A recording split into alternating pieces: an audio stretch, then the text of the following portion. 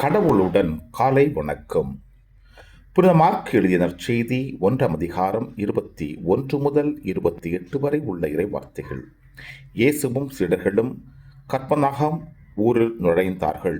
ஓய்வு நாளில் இயேசு தொழுகை கூடத்திற்கு சென்று கற்பித்து வந்தார். அவருடைய போதனை குறித்து மக்கள் வியப்பில் ஆழ்ந்தார்கள்.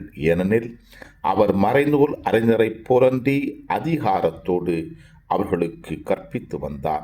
அப்போது அவர்களுடைய தொழுகை கூடத்தில் தீய ஆவி பிடித்திருந்த ஒருவர் இருந்தார். அவரை பிடித்திருந்த ஆவி, நாசரேத்து இயேசுவே, உமக்கு இங்கு என்ன வேலை? எங்களை ஒழித்துவிடவா வந்தீர்? நீர் யார் என எனக்கு தெரியும். நீர் கடவுளுக்கு அர்ப்பணமானவர் என்று கத்தியது. வாயை மூடு, இவை விட்டு வெளியே போ என்று இயேசு அதனை அதட்டினார். அப்பொழுது அத்தீய ஆவி அம்மனிதருக்கு வலிப்பு உண்டாக்கி பெருங்கூச்சலிட்டு அவரை விட்டு வெளியேறிற்று. அவர்கள் அனைவரும் திகைப்புற்று, இது என்ன?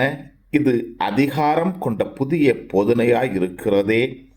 இவர் தீய ஆவிகளுக்கும் கட்டளையிடுகிறார், அவையும் இவருக்கு கீழ்ப்படுகின்றனவே என்று தங்களிடையே பேசிக்கொண்டனர்.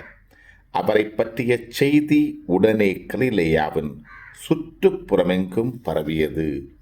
கிறிஸ்துவின் நற்செய்தி. இந்த நாள் இனிய நாளாக அமைய வாழ்த்துக்கள்.